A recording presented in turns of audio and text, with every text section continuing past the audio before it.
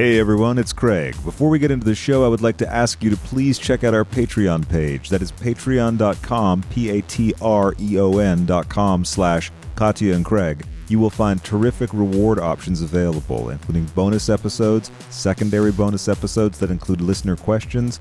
Check out the options for yourself, see which one works for you, and now I'd like to say thank you very much from both of us for all of your support, your incredible notes, your messages, everything, the artwork. We're really touched, and we're so happy that, we've connected with you. And now, here's the show. A Russian ballerina, stomping on a bureaucrat, a perky suburban housewife who just got into scat. It's whimsically volatile. So wait, Can everyone hear everyone? Okay? I can hear, yeah. Can you hear yourself? Loud enough, or? Yeah, I can hear wonderfully. Do you want them lower or higher? Is he loud enough? Am I loud enough? I think so. John, give me a few words. La la la la la. Oh, yeah. There we go. Oh, see, I'm trying to do Craig's job for him now that I've had a Coca-Cola. Coca-Cola gets you all producer. When I'm doing the recaps, they always have to turn my mic down, because in normal life I talk like this. When I'm doing a recap, I'm like screaming. That's why I strap a limiter across all the tracks in this podcast. Yeah. Oh, a limiter? A limiter. A limiter. Yeah. Some fun technical talk. A limiter, which prevents the track from going into the distortion range. I just came. I know, your voice sounds so good. Thank you so much. Honey. It's like maple syrup. It's like ghee. Clarified butter. Yeah, just simple butter. Clarified. Yeah. And fun fact, ghee is also a karate uniform. Oh, wow. That's right. Really? Yeah. They call the karate white jacket. The white jacket and pants is called a gi. I have a jacket we just bought at some vintage thing. He's like, this is fun to wear. Oh yeah, it's nice heavy. and stiff. It's like a thick, heavy very cotton. stiff. Yeah, very stiff. So you gotta starch them. Various outfits. Yeah. Gee, my jacket looks terrific. Oh, unbelievable! Gee, what a fabulous jacket you have. And we were here with John Pauly. John Hi. Pauly. Hello there. So many of you know John Pauly from John Pauly's Extra Lap Recap. Yes, God. And how would you describe your role at World of Wonder in general? I'm a producer on Drag Race, and I work on many other shows of theirs. I worked what? I worked on Life with Latoya. The Latoya job. Oh my God! Really? Yes. The fuck up. It was my first non-Drag Race job. Okay. I got a job working on Drag Race. And there was more makeup on this show. Yeah. I remember it was funny when I worked on Drag Race, and this is really fun. And, we'd like you to do more. And they were they were staffing up for Big Frida. And I wore a Big Frida t-shirt to the set on my first season. It was before they did the show. And they're like, Big Frida? We're doing a show with her. And I was like, because I was already a fan. She's awesome. A big fan of Big Frida from just, I interviewed her once at South by Southwest, and I had heard of her. Then I'd see her in New York. On my birthday, we'd all go to see her. And I had indoctrinated all my friends into the world of Big Frida. Yeah. And so I was so excited. So, we're doing two shows, Latoya Jackson show and Big Frida. And I'm like, yes, I'm down. But I remember Randy on set when I was doing my first season of Drag Race, he was like, "Oh, so you know reality TV, you know how to work on these shows. You watch The Housewives, right?" And I'm like, "Yes, I don't watch The Housewives." No. But important lesson for everyone: always say yes. Oh yes, yeah. Of course I did. It was fabulous. But, I never watched the shows, and I'm not anti-housewife at all. But I'm like, you see enough on the grocery aisle to know who's exactly, what. totally. Yeah. And you know how these things work. So I'm like, sure, of course I know The Housewives. I know how these things work. And then the next thing I know, I was working on Latoya, who is lovely. Oh, great. She's like a delightful, God. sweet lady. An angel, probably, and who's lived through an insane, fucked up life. I can imagine. Yeah, Wow. trippy life. And what was the general focus of Life with Latoya? Just her day to day, or were there certain things going on? Sleuthing activities. Detective Latoya. Detective Jackson on the case. It was just following her in her world, and she ran a big company, J-Tail Enterprises. I think that's the name. What is that? Goods and Sundries? A production company. They made products. They were working on TV shows. They produced a couple documentary films. Actually, Okay. Yeah. Wow. It was just her day job. Her production company. Every celebrity has their own production company where they do and make things. She made music. She made albums. Yeah. So yeah. Wow. Was she with? What was that husband that she was? Was it Jack? Jeffrey. Oh, okay, this is different. I'm thinking of her husband was some years before, who was the awful, icky, abusive, creepy man who kind of took her away from her family. Oh shit! And took over her life and kind of kept her like a prisoner in some weird way. Yeah. for years. Oh, no. And she was Jack she Jack. Oh God, what was his name? But yeah, and she didn't even like speaking of him. We would do interviews about him, and she would never speak his name. Wow. Okay. Because she didn't even want to give him that power. Sure. Of like, Yeah. For no more free promo. Yeah. Yeah. Yeah. And he's dead now. Oh, okay. Yeah. Well, there you go. But he was like Hallelujah. a dark figure. Oh, yeah. But she's a lovely, lovely lady. Yeah. Okay. So nice. Okay. And interested in everyone around her. Like we'd be shooting stuff, and she'd be like, "Oh, hi, John. How are you today?" See, that's great, man. And what are you doing for Christmas? Are you not going home for the holidays? Why not? Are you okay? Do you have somewhere to go? Oh, Yeah. wow. And you're like, oh, Latoya. Thank you. So great. And so wild too that a Jackson would still be that plugged into everyone around them because they've lived in such a bizarre bubble. Yeah. Yeah. And people are always so Well, strange. I think they're to them. also trained, for better or for worse, to be that's very right. attentive when they're working, their to be surroundings. professional Yeah. and nice Yeah. on the set. Sure. and Yeah. all those things. Yeah. Yeah. Wow, that's what I like to do when I'm on a set. I actually have more fun with the crew. Yes. The crew is where it's at. That's like the quote unquote realness. Like those guys and girls they know how to have fun. They know what's going on. Yeah. And that's what's amazing about Drag Race is that the cameramen, most of the crew have been on there for like many, many seasons. Wait, this is so funny. Is it Jake?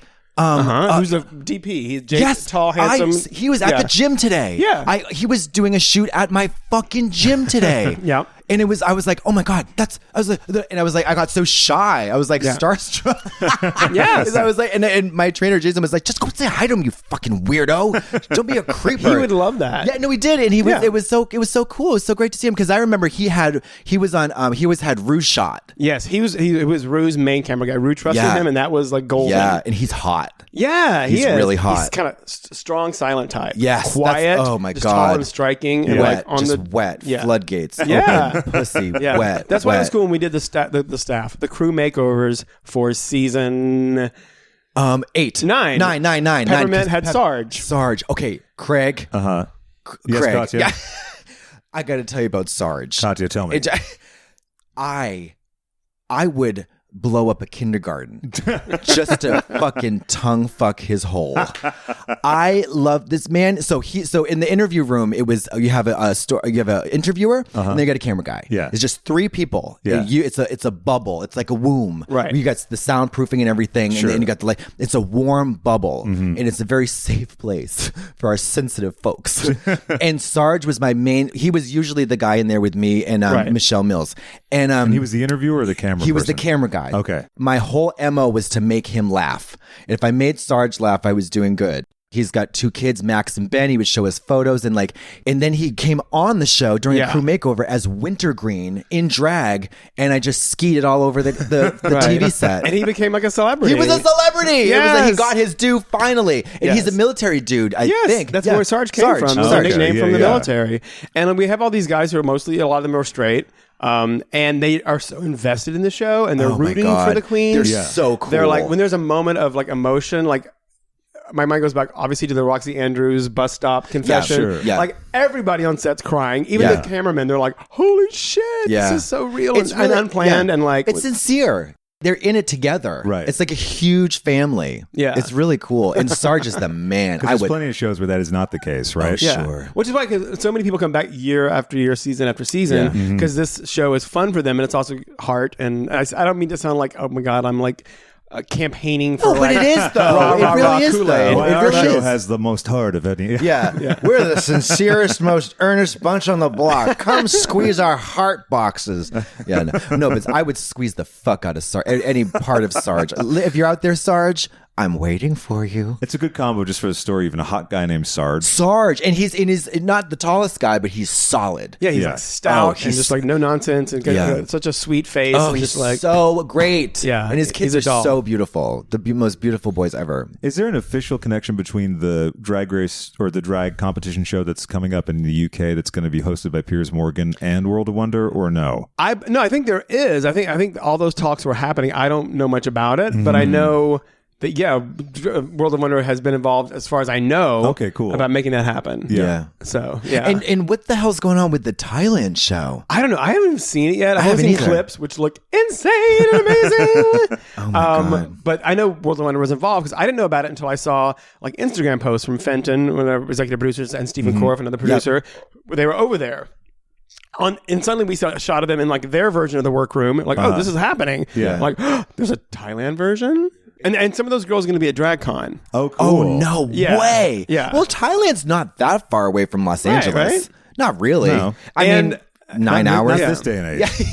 Yeah. And again, and not to sound like a freaking commercial, but that finally Drag Race Thailand, I mean, people have been torrenting it and watching it however they can, which is fantastic. It's going to be available on the WoW Presents app Plus. thing. Oh, the Plus, WoW Presents Plus. Starting in a that's month cool. or something. So people can, with subtitles. Now, John, Yeah. how do folks at home get involved in WoW Presents Plus? Do you download it on your phone? It's an app. It's an. I can just look up the WoW Presents Plus app and it'll boom. And you can. There you go. cool. I have not yet downloaded it. Although Jasmine's masterclass is something I have at the top of my queue. Same.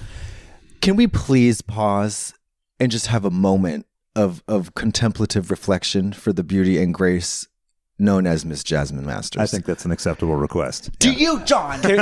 John, will you wax poetic about Miss Masters? Because you know the tea. Can we just chant Jush? Jush. Now, for me today, that's joy, unity, satisfaction, and humility. I like. Yes. That works. Yes. That is a t-shirt. She's got them. Buy it now. Jush.com. No, it's not Jush.com. But go to Jasmine Masters 76 on Twitter and purchase a motherfucking Jush shirt. Yeah. And she has something to say. She has everything to say, and people got something to learn.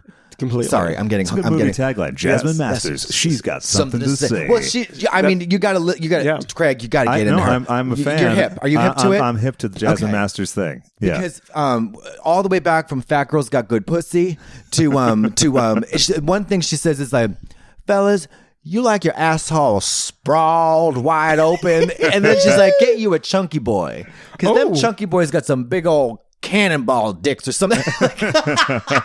She knows. She is America's preeminent sexual educator. I'm telling you. Dr. Ruth And Jasmine Jocelyn Masters. Elders. Yeah, Jasmine Masters. Please. And she's a tried and true bisexual person. Yes, Atta God, she girl. is. Yes, she is. She lays the pipe no matter who's. We had Is that her. it? Speaking of Latoya Jackson, at one Sorry, point, at the end of the first season of Life with Latoya was feeling down about things, so we orchestrated this episode, which was like RuPaul was going to throw her because they're friends. Yeah.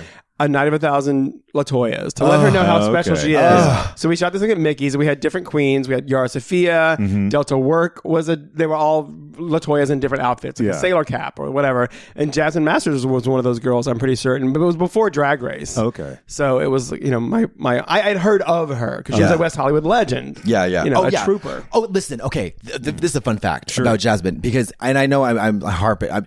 I on the show. During season 7, she had a brief stint. It was only 3 episodes. But from the right hand of God, she was the funniest fucking bitch off camera. Now, this is unfortunately, this is something that the crowd really doesn't ever get to know about. But in the van, during lunchtime when we're not supposed to be talking to each other, when it's hard ice, she just, everything that came out of her mouth was just hysterical. And then during the season 7 premiere tour, where we went to like 10 cities, Right.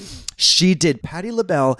I think it was in Washington D.C. It wasn't at Town Dance Boutique, but it was at a bigger theater, and she rolled horizontally down the steps, like because Patti LaBelle goes ham in her performances. It's like she feels the spirit. It's like an exorcism. Right. Yeah. Jasmine Masters channels that energy like it's incredible. She rolled down the stairs horizontally like a Lincoln log. It was amazing. It was so cool. It was like a slinky, like her cocoon. She Yeah. just turned it sideways and rolled down the stairs. And I think, if I'm not mistaken, Jasmine has admitted to bring edibles to the show, and I think she was high as fuck during that interview. That's the next offshoot. Like there's Untucked and everybody. You need like the van. Oh my god, the van the would drag be van. incredible. popcorn so the kids can eat. Drag Van the series. Couple GoPros. Everyone yeah. forgets it's there. And it's a PA Seriously? driving, trying to Yes. like maintain Oh, sanity. I know. Yeah, trying not to get hit by. I mean, some Yeah. of those PAs can't drive. Let's just be real. But yeah, I mean, oh my That god. adds to the fun, though. I imagine in Yeah. the series, Oh yeah, getting lost with the it's gang in the van. It's so good. I can't believe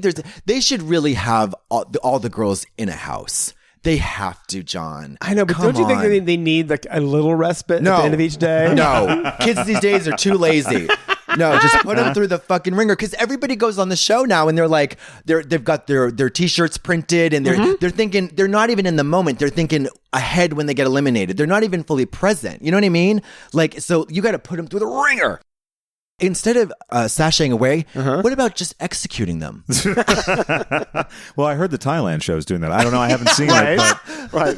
Caning. There's caning. Yeah, right. Different labor laws. That's Singapore, John. That's Singapore. Oh, my God. So, wait. So, okay, sorry. We got off track. What, I know. How dare you? It's so unlike our show to really just veer off track. I know, but this is fun. This is like, this is girl talk, good old-fashioned girl talk. I like it. Yeah. I'm having a good time. Okay. I'm an open book.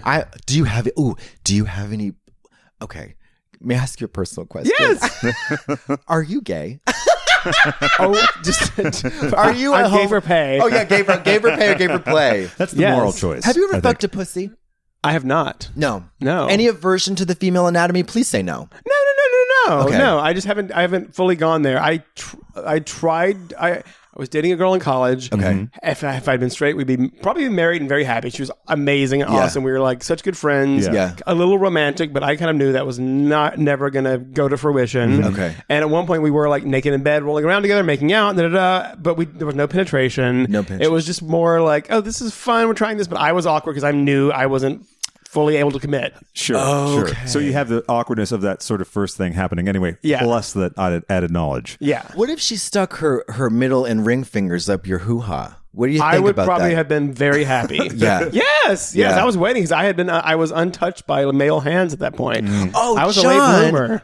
Really? I didn't come out until like I didn't fully come out until after graduation of college. But my last year of college, I had a couple of dalliances. But like, you meet those people who are like, oh yeah, in high school, I was like, I was sleeping with a quarterback. Not me, sadly. I was dreaming of it. Sure, yeah. But I was dreaming of the health teacher. Oh yeah, coaches. Mr. Peterson. Oh my gosh. Mr. Peterson had a fat can, and I just wanted to stick my fucking head up that thing. Yeah. No, I was my 8th grade, because our high school was small town Virginia. So 8th grade to senior year, 12th grade was the high school. Okay. And no, not my 8th grade, my 9th grade, I was a trainer on the football team, which means you carry like the pads and you help the coaches and you're just like this little assistant. Yeah. But I would be on, at practices. They're like, oh, this guy hurt himself. Go get the hot tub ready for him so he can rest. So I would be like, I learned how to tape ankles and tape groins. Oh. So I was like a chubby, like 14-year-old with glasses taping the high school football athletes' groins and ankles. And they'd come into the training room before or after practice wearing nothing but a towel because either on their way to or from the shower, sitting there in a towel, kicking back with their leg up, and I'm taping their ankles, just like taking it all in, dying. But also this chubby, nerdy little like boy, like, but it was so much fantasy fodder. Oh, sure, yeah. I bet you spanked the Winky or a lot after that. Yeah, this is true. But I was also in a small town. I'm like, I knew I was gay, but I'm not coming out till I leave here because I just wasn't that brave. And then no one ever pressured me too. Like I had friends who'd be like, "Yeah, let's go like hit some chicks or whatever, hook up and stuff. Go bang some snatch." And they would never pressure me. I think they always kind of knew, like, you're fine. You go have fun. That's cool. Yeah, we'll catch up with you later. Yeah, after we, It was never stated, but I was everybody's like pal. Yeah, yes, but never. I was never like like berated or bullied into that. Like, well,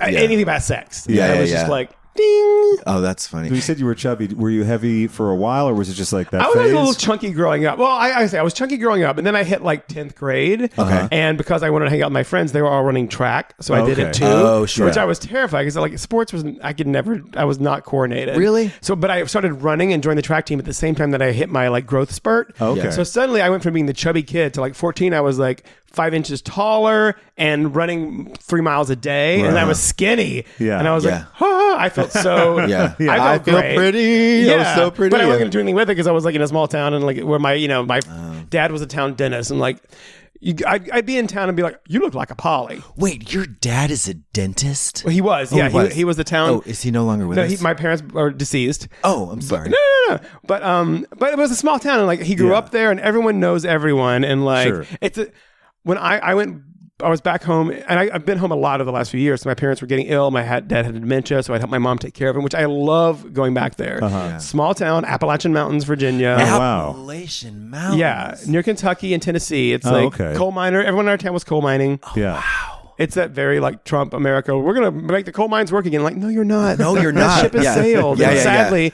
people still vote for him because they believe Loretta that. Lynn is dead. Or is she? She's not. Oh, but she's very old and frail. Levon Helm, though, is dead, and he played her dad in the movie. Well, there you go. There you go. And young Tommy Lee Jones. But see, people talk shit. People talk all kinds of shit about those places. But because of Drag Race, thank you, Rue. I've traveled. I've been to Kentucky. Yeah. I've been to, like, I don't know if I've been to West Virginia. Yes, Huntington, West Virginia. Is that a place? It is. And those, the people don't understand this. There are cool people everywhere. Yeah, exactly. There are fucking cool people everywhere. And they are everywhere. It's not about New York, LA, no, everywhere. Actually, they're the coolest. I'm such a Eureka booster because she's from an hour where I grew up. She's from when I was growing up, we were going to the mall in Johnson City or Kingsport, Tennessee. That's where Eureka's from. Oh yeah. So she'll always have a soft spot in my heart because she's very cool. She came through that. Yeah, she's very cool. So it's like, and I just know I know that world. Like, right. Chris Crocker's from there. We we have a fine pedigree of queens who've exploded out of there. Yeah, he's so great. He's wild, that Chris. Yeah, he's nuts. He's wild. He's wonderful. He's hot these days. Yeah, he looks great. Hot. I love him. I mean, like, no filter. No filter. Yeah. Just, I actually met him.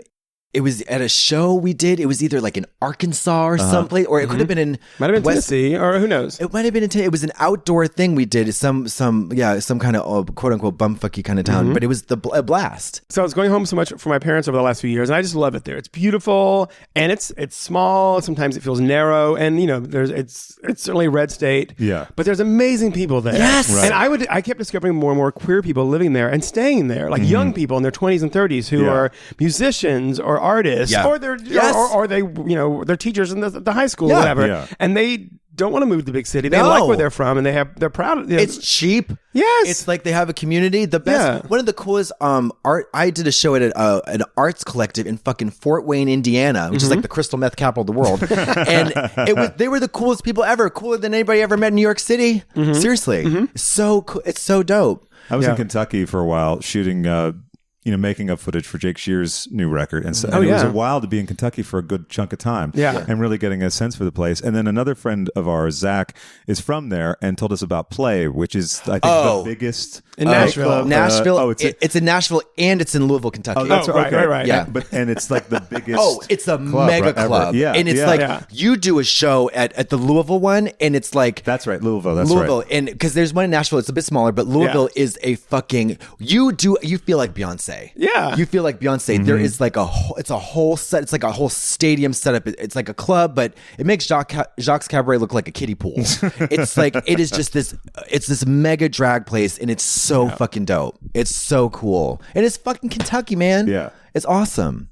Yay. But back to, we were talking about your family and the Republican element in the family. Your dad was a Republican, right? My dad was a Republican. My parents were Republicans way back. The good Republican. Well, the good kind of Republican. That's what you see with the Republican Party now, and obviously Trump horror. Yeah. But like, it's like, and I don't need to make excuses for them, but like, they were Republicans when it was like, when politics in general was more gentlemanly. Yes, the Republicans still had, were prejudiced and not the most open people, especially when it came to AIDS and acknowledging that, and just like human rights and like women's rights and anything. And I don't need to say a but on their behalf, but like, they were also just like nice people. I mean, my parents were anyway. Well, right. And they chose their issues issue by issue. What they supported and didn't. So and they were kind, generous people. Well, that's the thing. I don't like this. To their neighbors. And like, I don't appreciate Democrats saying that gay issues are theirs. That's the thing I don't get behind, because I know I've met all types of people, and I think both Democrats and Republicans are all full of shit.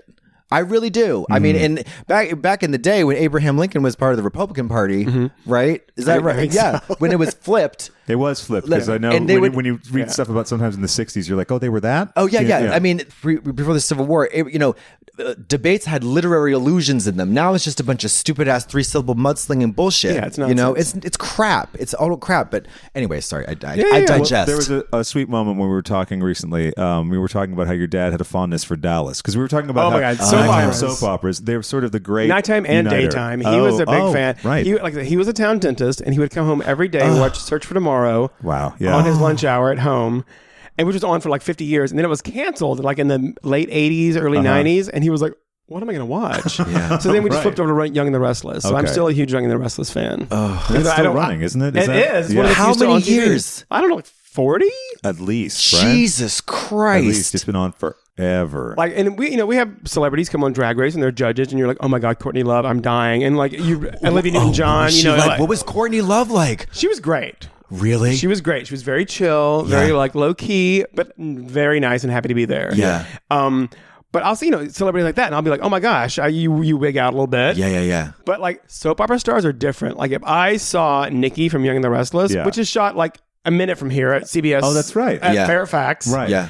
But like the one who Melody Scott Thomas, I think is her name. She plays Nikki. She's played Nikki on Young and the Restless for like 40 years. If I saw her like at Erewhon, or at the grocery store, I would be like, because that's a way bigger star to me than Jennifer Lawrence or George Clooney or something. Yeah, sure. You just be like, you've been watching you for 40 years. Yeah, exactly. I grew up with you. It's like, yeah, I'm like that with like more obscure stars. Like if I saw Leslie Ann Warren, I would just take a dump right there and eat it. Well, you're wearing a Clue t-shirt. I'm wearing a Clue t-shirt right now. Do you know that Leslie Ann Warren was not the first choice for that role? Wait, I think, yes, we talked about that. I don't even think on the show, though. So Carrie Fisher was supposed to play her role and was... Wait, you're joking. No, quite serious. It was only like a week or two before filming started, and she had to go to rehab. And I heard the director in an interview, and he was like, well, she was sniffing a lot, but I just thought she had hay fever. Oh, my God.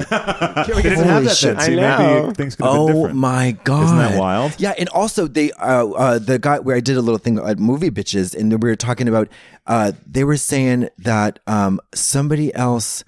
who the fuck? I can't remember. So it's not worth it. What is it? What's the movie? And or Clue. what's the? It was like different casting choice. Different casting choices. And what was it? I can't remember. It doesn't matter. But like stars like that. Like if I had seen, like Eileen Brennan, I would just shit myself. Oh my God, yes, so good. Private Benjamin. Yes, come on, man. Or like we were discussing before, Sean Cassidy. Oh my God, yeah. One of the few teen stars who actually like figured out how to make it later on in life. Because didn't he become a director or director, producer? Yeah, he's had a series on recently. I can't remember what was the Emerald City? Oh, right. I think his production company. Wow. Can you imagine? So cool. I mean, I'm not sure you'd recognize him if I saw him, but again, you'd be just like, oh yeah. Who is so I remember Olivia Newton-John was really cool. Was she nice? Because I had to lip sync to her song to Twist her. of Fate. No, that was major. That was one of the few times I always think like, oh, a celebrity's here, I should get a photo, and then I always kind of wuss out because I'm like, I don't want to bother them, but they don't. They should be happy to. But like, I'm pretty sure I got a photo with Olivia because Olivia Newton-John. It's Olivia Newton-John, for God's sakes. I met her the first time though when she did that show on Logo, Sordid Lives. Oh right, that was like based on the Leslie film, Jordan. Right? It was based on it was like a cult film, and they also did it in like theaters around the South. It was like Greater Tuna or something. It was one of those shows that's done in like Steel Magnolias, but like more regional. Sure. And it was like a wacky Southern family. Leslie Jordan was one of the main figures in it, and he played like the old, sort of like wacky brother sister character who's a drag queen. And she was, and they made a TV version for Logo with like Delta Burke, Olivia Newton-John, other people who I'm forgetting. And so she came, Rue McClanahan, and she came through Logo, and I worked at Logo. So I worked at Logo at the TV channel in New York before I came to work on Drag Race.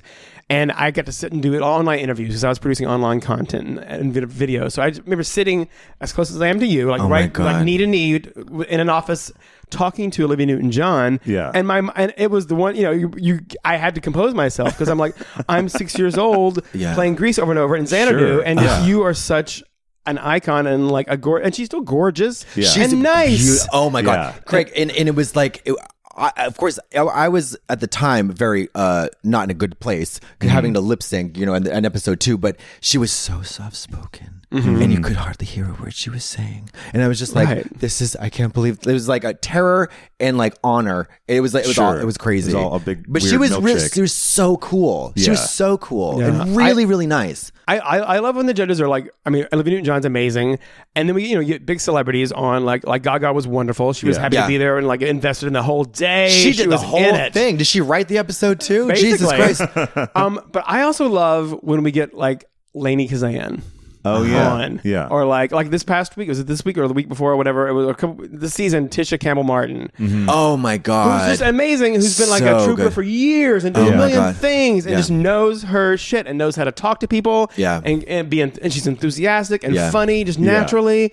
So like people are like, oh, it's amazing when you have like like Gaga or Christina Aguilera, and they're great. Yeah. But I live for when we have like Lainey Kazan.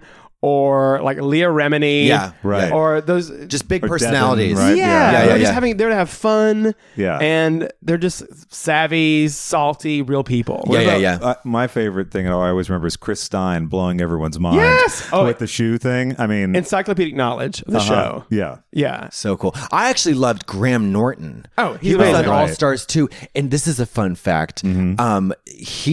He hated the pit crew. What? Well, he was so funny. I mean, he didn't hate the pit crew. Let me like dial it back a little bit. But he laid I just imagined into him them. ranting about them. Well, side no, stage, he was like, because we had to do like a commercial challenge for a product, Yeah. Right. And we had to, we is your could use my crisis control. Yes, thank you. We could use the pit crew if we wanted, and he just like lambasted their acting skills, and it was so funny. And because I remember for mine, I had a turkey. I handed a turkey off, and that's all I did. And they were like, and he congratulated on my spare use of the pit crew. Yeah, he was so funny. He was so funny. No, he's genius. He has one of my favorite lines that I still repeat to this day because in the early 2000s, he was doing shows in New York, just live theater shows. So Graham Norton Presents or Graham Norton, whatever he's had many different shows on late night TV where he's in talk shows. He's genius. He gets people to do things that they won't do anywhere else. Oh, yeah. So good. But he was like doing an onstage show, and it was like an hour and a half, and you'd go on a Friday night or whatever. And we went on a Friday night to see him, and he was funny and just like telling stories.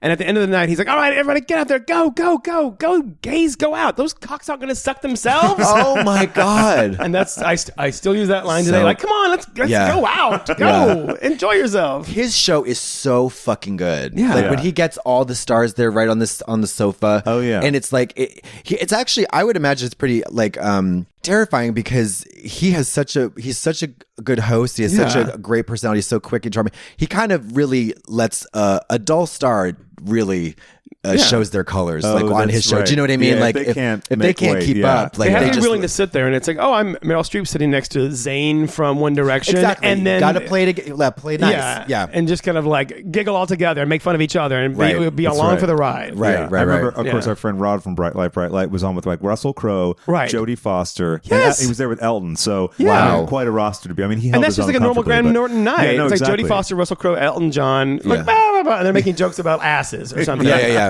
I love that. The Yeah. equalizing of it all. Yeah. It's like no pretense. It's Yeah. great. Were there ever any guest judges that everyone was kind of like, whoops? We want to make everybody look good. That sounds Yeah. so fakey, but whatever. that's the aim goal. of you want to make a show that everyone's And no one wants to see their like beloved judge look like an idiot Right. or like a Of course. nonverbal, person or Yeah. something. Yeah. So no, I mean, and most of them who come there, a lot of them are super fans anyway. Right. Yeah. They're so thrilled to be there. They want to be there. Or their makeup team, their fun gay assistant, or their manager says, "You should do this. You'll be great." Yeah. And they get into it and they pick up quickly, like, oh, we're having fun because it's a long day. They're there typically for like almost 12 hours. Really? Yeah, because they show up for like 10 in the morning to get in the hair and makeup, and they do the runway walks, and they're sitting there, and then like we start shooting them maybe around 10 or I mean, it's not 12 hours, but like shooting them around It's a 10 or full 11 in the day. morning. But It's a then full there's day. judging, presentations on the runway, lip syncs until like 9 o'clock at night. Yeah. So it's not an easy in and out. They're not there for like an hour to like give some funny bites and then leave. They're kind of there as an investment. Yeah, they're held hostage. And as it most were. of them will say, and this again, I sound like I'm doing PR for the show. Most of them will It's say, okay, like, it's I've good. never You had like it. I've Yeah. never had so much fun. Yeah. And some of them send notes like Cher's mother, Georgia. Georgia and Chaz were on, and Cher's mother, who's also probably just such an old showbiz, like person. She sent us everyone a note the next day, like handwritten, like thank yous, like this was the most pleasant and professional set I've ever been on. Which were like, really? Wow, wow, you must be slumming it, honey. Yeah, and then like that we shot that in probably the summer. Then Christmas, 6 months later, we get like a card from her again. Oh my God. That's lovely. That's Damn. wild. Cher's mother. God, manners. They don't make them like that anymore. Yeah. They certainly don't. John Waters actually came backstage and chatted with us briefly after the lip sync, which was really cool because once we do the lip sync and somebody gets eliminated, we're usually, during my seasons anyway, we're held back, kind of quarantined for a while before like the eliminated queen does their lipstick and stuff. I was like geeked out over John Waters. I mean, like we geeked. We were totally geeked. Well, a lot of the girls didn't know. Oh, okay. I mean, Right, because that's some of the fair, girls are really young, you know, and they haven't grown up watching Pink Flamingos and Female Trouble and Polyester and all that shit. But he came back and he was so cool. Yeah. So cool. It was so fucking cool. I remember that day. We were all just so like beyond the moon that he was there. And then at some point, like after lunch, he was like, "Oh, he's back on stage in half an hour." And Bruce, my fellow like writer and producer on the show, we were like, let's go back and just talk to him. Like, he can come in the dressing room. So we just hung out for like an extra 15 minutes with John Waters in his dressing room, which was like, like how's P-Town this summer? Yeah. He's there every summer. And just like chit chat. Sure. Such a nice. And he's a man. people person. Yes. He's a people person. That he was lamenting that there's no hitchhiking anymore. I know. I read his book about hitchhiking. Yeah. My dad used to do that. Mine too. Yeah, People I did miss back it. back in the day. I wish I could hitchhike across the United States. I could do it now. I was always told never to pick up a hitchhiker because my parents had an incident once where they used to pick up hitchhikers, and then there was 3 people that my parents picked up, and I think my mom was pregnant with my brother. Okay, and Like 3 all at once. They picked up together. The back of the station wagon or whatever they were driving, and they started saying some weird stuff like "you better pull over" or like sort of threatening things. And Where is this? This is Massachusetts, I believe. Really? Yeah. And my dad either had a large knife or a baseball bat under the seat. Okay. And so he had to pick it up and just basically hold it up and threaten them, and then they scampered. Wow. But it came very close, I guess. How exciting. So, I know, right? That's hot. How big was the knife, Craig? Really, really big and thick. Oh no! The girthy knife tonight at 9. Yeah, Ooh. the girthy knife. I'm setting my DVR. Well, do you remember that it was either Creepshow or Tales from the Crypt? Thanks for the ride, lady. Oh yeah. Yeah, the woman it's a hit and run. Creepshow 2. Creepshow 2. That's right. Yeah, it's a hit and run, and the guy and he keeps coming back. That's right. And he's like, thanks for the ride, lady. I don't know, but I know that phrase. Yeah, it's good. Yeah. Miss Vanjie. Miss Vanjie. Thanks for the ride, indeed. How about this? My version of Creepshow 5 is, I don't even know if they made 3 or 4, but Creepshow 5 would just be me naked above your bed at 3 a.m. Okay. Miss Vanjie. Miss Vanjie.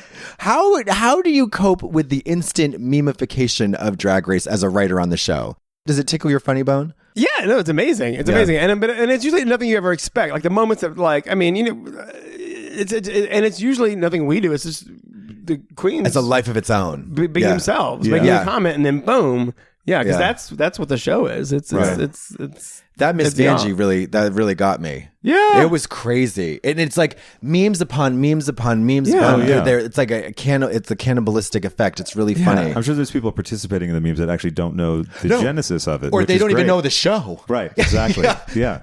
You hear about Which Miss is wild. Vanjie? Yeah, it's Yeah. crazy. The reach. The show is so popular these days. Yeah, it's freaky, like just and wonderful, but like the amount of like press every week. Like, oh, here's some, and it's wonderful for the girls, but like, oh, here's this one has a new Cosmo makeup tutorial. Yeah, and it's like Cosmopolitan and like W Magazine and all the and Billboard is basically like. They're just a Drag Race outlet at this point. It's crazy. I mean, there's like a new Billboard story every day. So they did one on us. They it's did. amazing. Our first episode. It was they fantastic. No, it's fantastic. It's weird. Yeah, I've actually people. Some reporters actually reach out to me directly these days. Sure. I just send them videos of me going, Miss Vanjie, Miss Vanjie. It works for every answer. Every answer, yeah. It's like, could you please comment on the crisis in Syria, Miss Vanjie? Yeah. Oh my gosh. Wait, so wait, you're married. Are you married? No. Do you have any interest in getting married? Not really. My boyfriend and I were like, Why are you so homophobic? We enjoy each other, but I don't know. It hasn't come to that. No. We're like, we don't even live together. We live like close to each now other. You're smart. Yeah, That's a good move. That's we both smart. have apartments That's we love, smart. and we're like 2 minutes from each other. Oh my god, So, you're my like- hero. Perfect. That's smart. So yeah, and we both love our apartments. We're both selfish because like mine's a reasonable price for the neighborhood. His is too. He shares an apartment with his brother. Oh, that's And it's a cool. nice, spacious, big apartment with he has a nice view. I mean, not like it's not like glamorous, but just like it's a nice view. You can see there's the Hollywood sign. There's that. Yeah. And like we get along great, and we also like appreciate. Like I'm gonna go home and do work tonight or whatever. It's like Yeah. yeah. Have you ever slept with one of the Drag Race alumna? No, I'm like I have to stop it. No, I haven't. Yeah. Why are you so homophobic? I'm Would you sleep with me? No, wait. I'm just kidding. Yeah. Who's your favorite winner? Can you say that? No, I can't do pick have a favorite. You're no, so but I diplomatic. do have a soft spot for Jinx Monsoon. Yeah, Sure. Just and it's just like a razzle dazzle. I think I love her so much. I agree. Whenever I've been like, and it's me being selfish in my ego, I've gone to like Battle of the Queens and the tours, and there'll be a room of like 14 queens. Jinx is always the first one to be like, John Polly. Yeah. I like, love that. Yeah. So exactly, but she's just she's a star. and she's just that old. She's kind of like old school Hollywood. Honey, Yeah. like come over here, let's have a drink. Yeah. Yeah, I love her. Come And over she's and see me so sometime. insanely talented. Insanely. And I think just- she's one of the yeah. most. kind of the most Yeah. talented Drag Race alumna, maybe. And I do love Sharon. Sharon, I didn't work on her season. Oh, you didn't? I didn't, but I met her at the.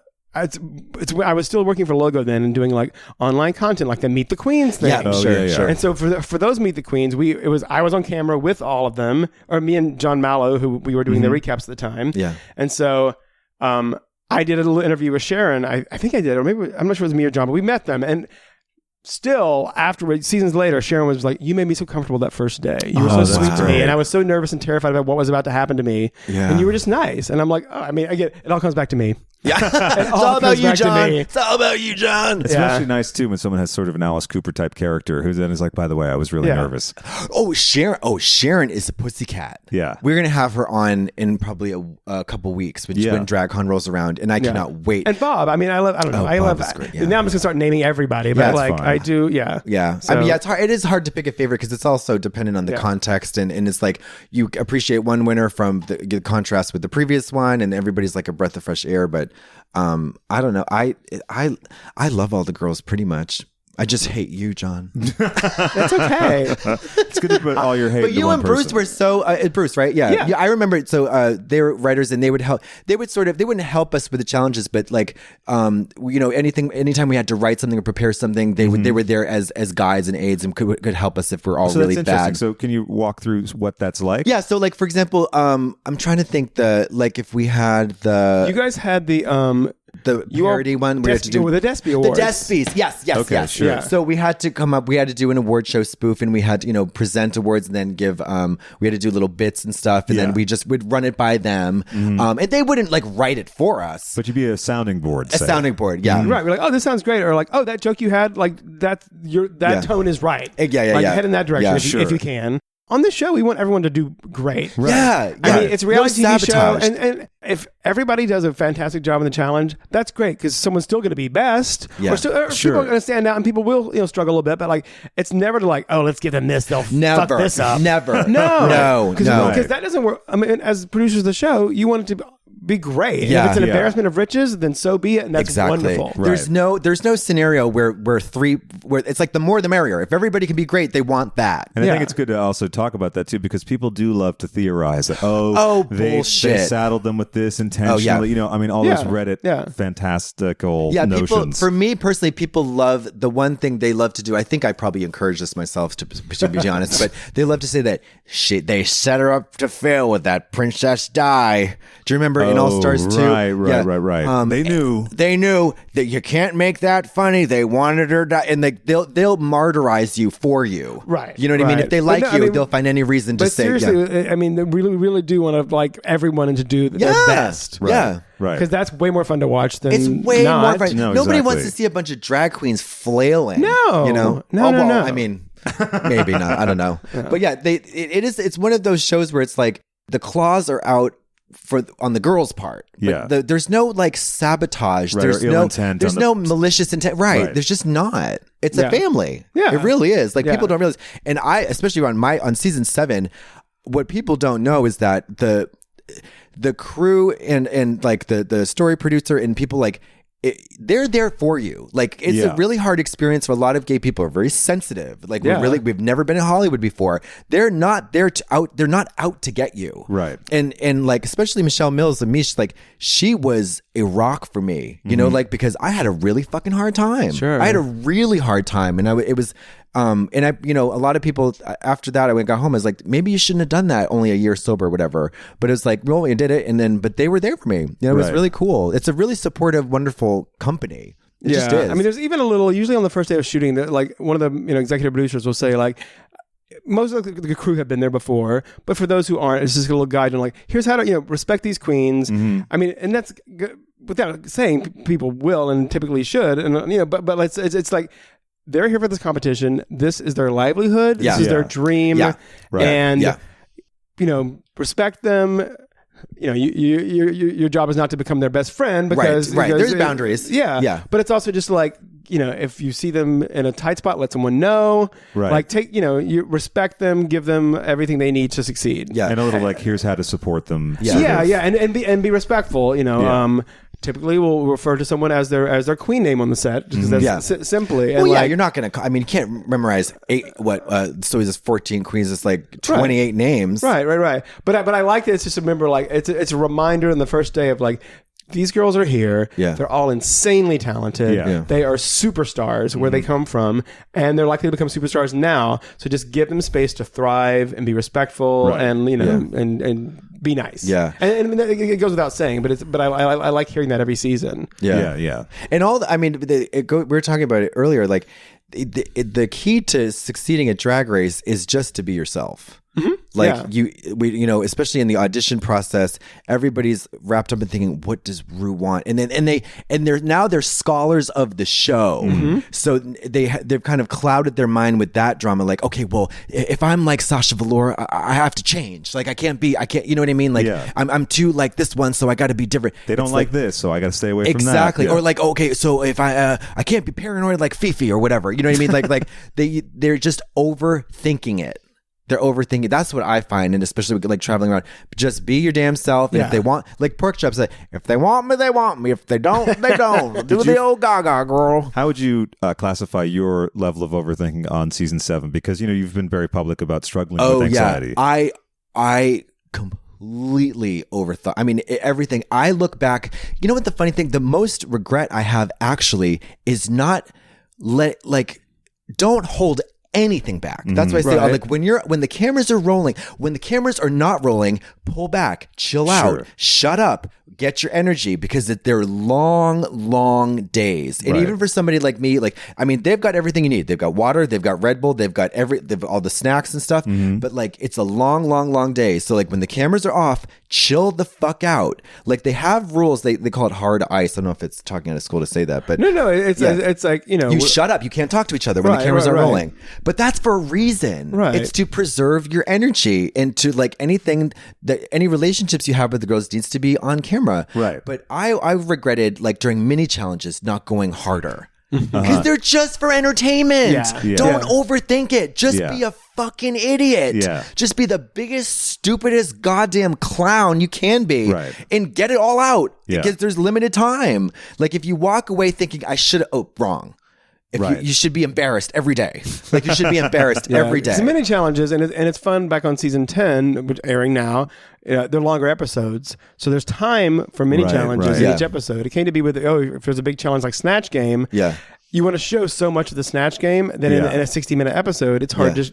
You have to lose something to make time for that show. Right. So it's great seeing the mini challenges on the season again, because it just another chance to see the queens having fun. Yeah, acting the fool. Act a fool. Play the fool. Like everybody needs to be a fool. Ham it up. Like Rue is like not a hard person to please. Like you just got to be a fucking idiot. And it doesn't matter. She doesn't have to laugh with you. She can laugh at you. As long as she's laughing, just make the bitch laugh. Just be a fucking idiot. You don't have to be Judi Dench. You just be a fucking just idiot. Like, be your goofy self, and that's your best. That's the best bet. Be chance for be the success. most Gary you can be. Exactly. Yeah. I was going to say that again. I'm obsessed with the Zen Diaries of Gary Shandling, and there's a one part of it where it's really fantastic. Judd Apatow made it, and Gary was his mentor, and he went through all of Gary's diaries, which he kept for forever, and used various passages from that to link sections together. And there, in one of the sections about Gary's neurosis about like how to be a comic or what to do on stage, he sort of eventually realized just be the most Gary you can be. And around that time is when he landed the Tonight Show, and things started to really take off for him. So it's like whatever you are. This past season, we were shooting in Simi Valley. Yeah. Oh, right. Way up there. So I had a 35-40 minute drive, depending on the morning, to get there and home each night. So I started listening because I listened here and there, but I hadn't really listened to the Rue's podcast that much. And then I feel like, oh my God, I'm really like, I'm going to work all day on the set for the show. I'm listening to Rue and Michelle every morning. Like, what am I doing to myself? But I really enjoyed them. And I think it was the episode with Tracy Ellis Ross on, and they're just talking about this and this and this, and things pop out. And Bruce said, I think this is the right phrase, is like your creativity, your individual creativity is a gift to the world. Right. Yeah. No one else is going to give that out there. Right. Yeah. Your flavor is your flavor. Yeah. And I think that's really important to remember, whoever you are, whatever you're doing. Yeah. And it stuck with me because it's like, be yourself. Be yourself. Nobody can do that. Yeah. We should say if you can't be selfish, we're gonna be somebody elfish. Exactly. That's the famous tagline from the show, right? If you can't love your elf, somebody elfish, and get it off the shelf. how are you gonna love somebody else's elf? Now, but John, let me run this by you. My fitness mantra is just be yourself, and if no one likes that, change. If no one likes that, just do some crunches. Yeah. Crunch it up a Motivation Monday for swole down Massachusetts, Florida. You're hurting me now. I don't know what it means, but I'm clenching inside in a healthy way. In a healthy way. What's your fitness regimen these days, bud? I have started going to the gym again. This is not interesting at all. But Come on, it is interesting. Come on, the kids want to know. If we were recording, that would be a problem. But since we're not, thank God. I started going because a friend recommended. I live in Silver Lake / Echo Park neighborhood, and the Dream Center is near me. What the Dream Center? What the fuck is this place? I know. This is some Center, LA woo-woo shit. No, it's kind of actually not. Okay. I mean, it kind of is, but not. It's a huge building. I think it was formerly a big hospital or some kind of campus on the side of the hill, right over the 111 freeway in Echo Park.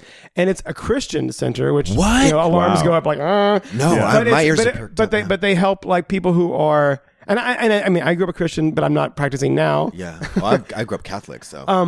But like people who are coming out of jail, they help like job training. Oh shit, this sounds amazing. Wives who've been beaten by their husbands and their kids need a place to live. It's a stopping point, or it's a launching pad. Oh my God. People who apparently people who have been victims of human trafficking. Wow. Or people out of rehab. Yeah. I want to go to this place. And it's with a Christian point of view, so I'm sure they must have to go to chapel or something. Sure. But I think they're there if they choose to be there, and they're helped. But there's a gym there. And there's these. I went like a year or so ago. Friends of mine went for a boot camp every morning for a month in October because it was $25 for the whole month. What? I got to teach there. And you'd go 3 days a week for boot camp, and we went at 6 a.m, which is insane. That's good. You had to get up like at 5 and like, ugh. No, that's good. But the trainers there were so hot. Oh yeah. Well, these like kind of like 20-something, 30-something beefy guys who I guess are also like, believe in the Lord. Hey, listen, don't knock the Lord. But very nice, not like Bible thumpy about it at all. Yeah. So I've been going there and training, and the guy who trains me is sweet. His wife works out there too. I think she's a trainer or something, a therapist maybe. They're just. But it's like for years I knew of the Dream Center. Yeah. And the gym I think used to be called like the Lord's Gym. Oh wow. And that's a little intense. Now it's called. That's a little intense. Now it's called DC Fitness. Like Dream Center Fitness. Oh, okay. Oh, there you go. Like DC and Marvel. Or DC Cab. Yeah. Yeah. Oh, there you go. Thank you. Thank you, Irene Cara. Mr. T.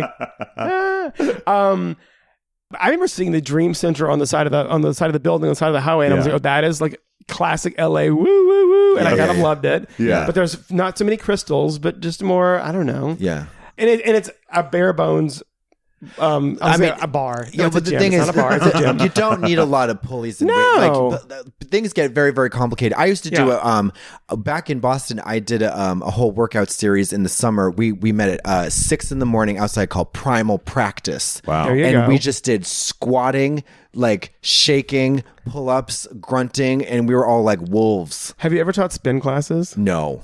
I don't get into spin. Really? See, I don't get into spin. Jason Wimberly, though, my trainer, he teaches. Him, yeah. He does. I was in Montreal once with him. Malone. Yeah. He fucking he's kicking, flipping, twirling. He'll lay down on the bikes while you're doing it. He just has an orgasm. It's so cool. Yeah, he's like this crazy, beautiful creature. Goddess. Yeah. Yeah, he's a goddess. But no, spin classes I love. It's been the music, but they'll throw in some Deborah Cox or Celine Dion remix, and I'm pedaling it faster than I've ever pedaled in my life. A lot of life. porn stars teach spin. Oh yeah, that's right. Yeah, it's an interesting dual career because one you can maintain longer than the other. And then if you're a porn star taking a spin class, you just take the seat off.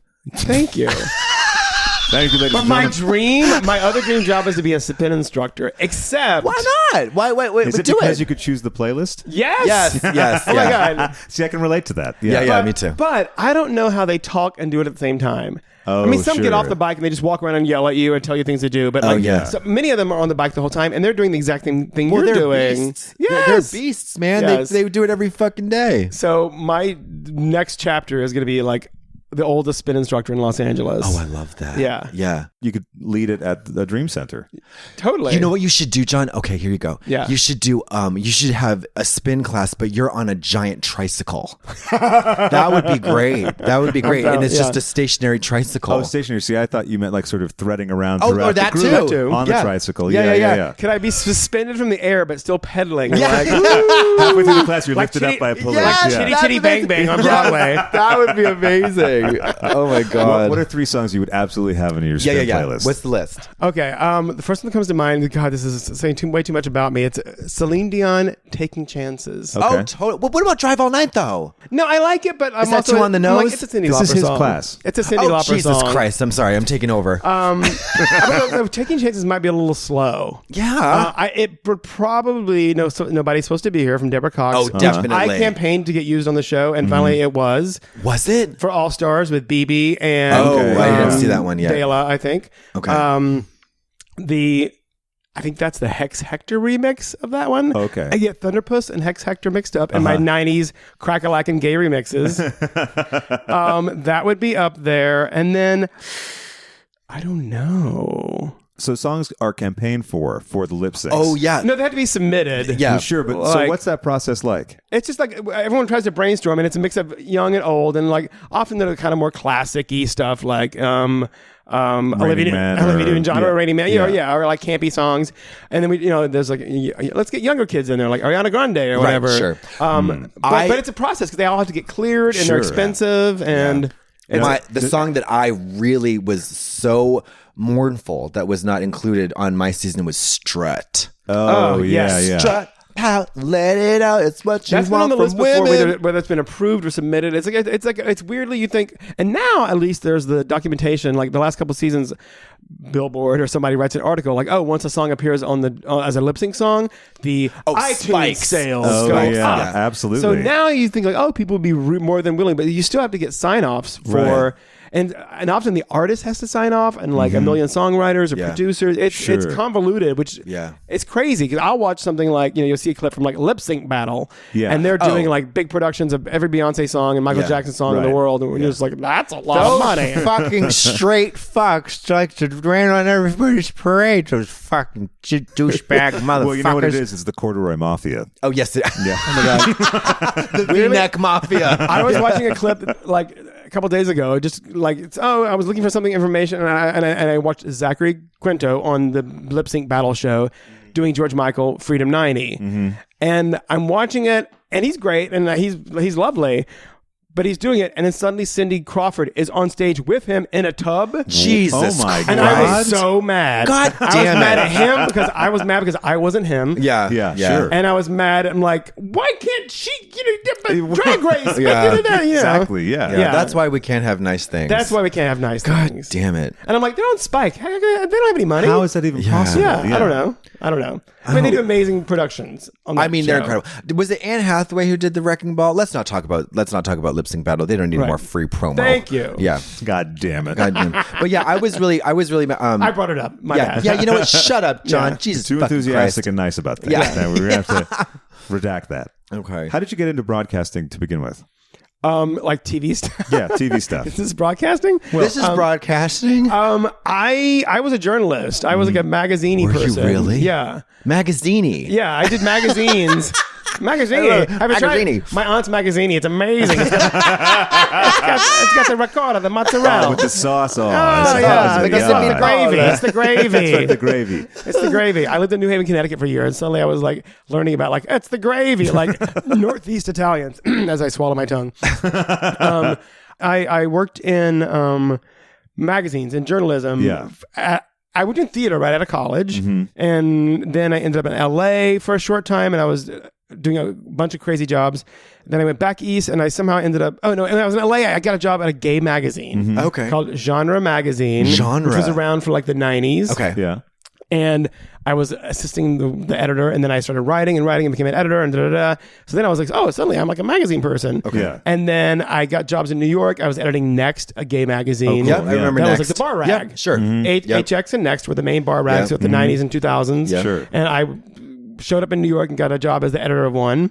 And then from that, I was hired by Logo.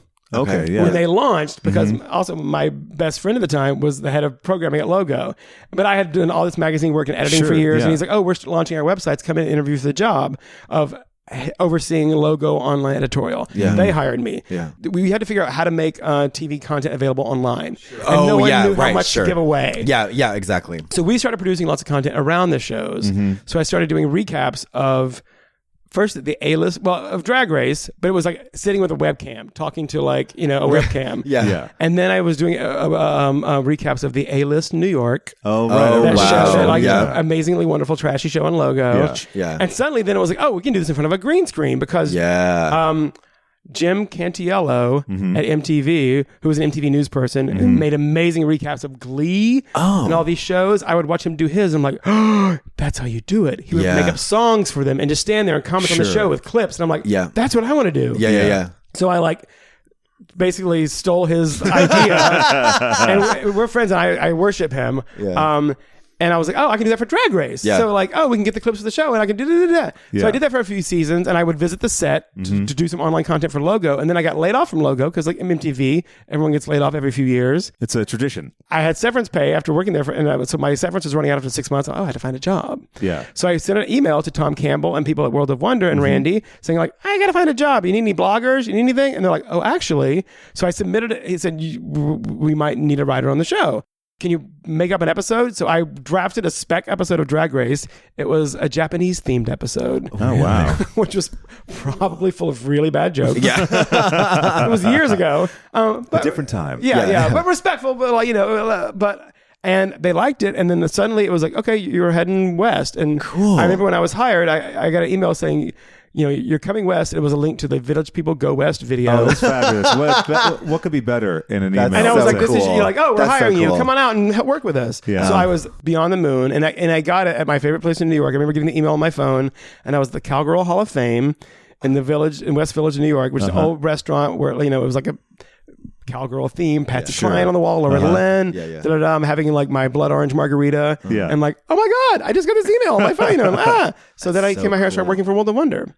And so I was working on the show. But I was a crazy fan of the show. It already had like an encyclopedic knowledge. Yeah. So it was fun because we'd be sitting on set and control room. Well, when did that happen? I'd time up. That was Raja season 3, the From Earth to Uranus challenge. That was like Delta work with shake weights. Yeah. Oh, yeah. So It's so good. That's fantastic. that's how I somehow crossed over into TV.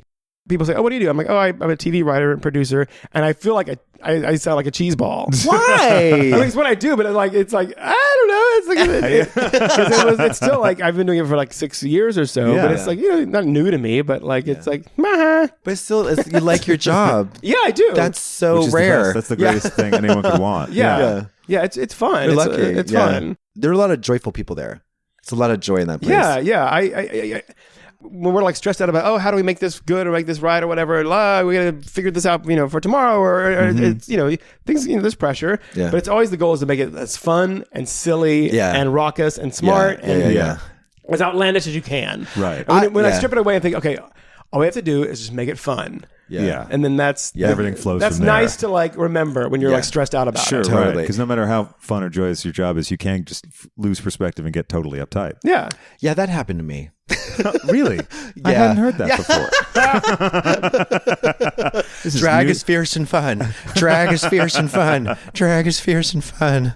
I need a cigarette. Is that okay? Yes, let's have a Is that cigarette okay? break. Is that okay? Now it's the time-honored tradition in this show to have a cigarette break. We'll be right back. Brought to you by American Pall Mall. Spirits. No, not Pall Mall. No additives. My dad smoked Kent for years. What about Terrytons? You remember those? Kind of. I remember seeing those, but I've never smoked one, and I'm always fascinated by those brands that I've never seen yeah. someone I know Really? smoke. I love. or, Yeah. I We love grew the up- old I remember brands. I grew up and we had in a small town, we had a housekeeper every day, and she'd come to our house, and for Christmas, we would give her a carton of Winston's. I mean, other gifts totally. too. Yeah. But that was Yeah. always like, a carton of Winston's. And we're like, Yeah. we're giving her a cigarette. Like, But you that's could used not to smoke healthy. everywhere. My I mother mean, used to smoke at the nurse's station. Yeah. Like that's what back in the what, just- 60s, 70s. Like My dad just was a did- dentist. He would smoke in his closed office, in his dentist's office, but like behind the door. That's so fun. My Russian dentist is a chain smoker. Oh, yeah. Yeah, it's great.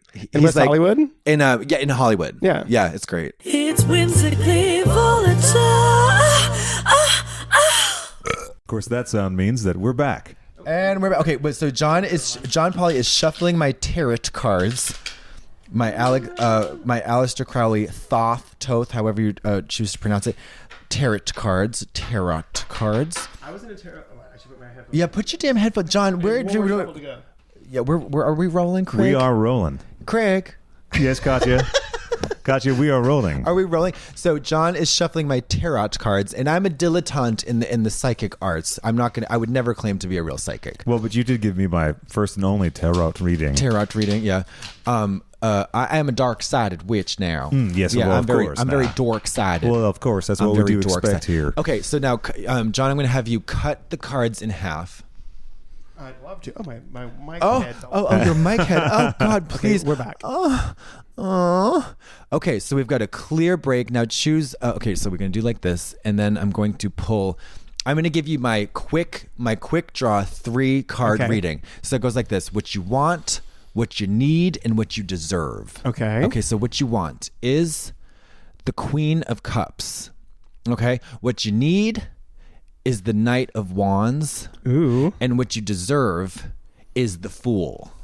Yes. Okay, so this basically means you're gonna die. We're all going to die.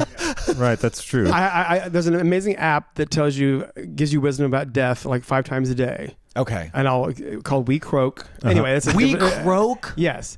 And it shows up on your phone 5 times a day. It's like, oh, you're going to die, and then you open it, click on it, and it Yeah. gives you a wise or like poetic quote about death. You want Or poetic?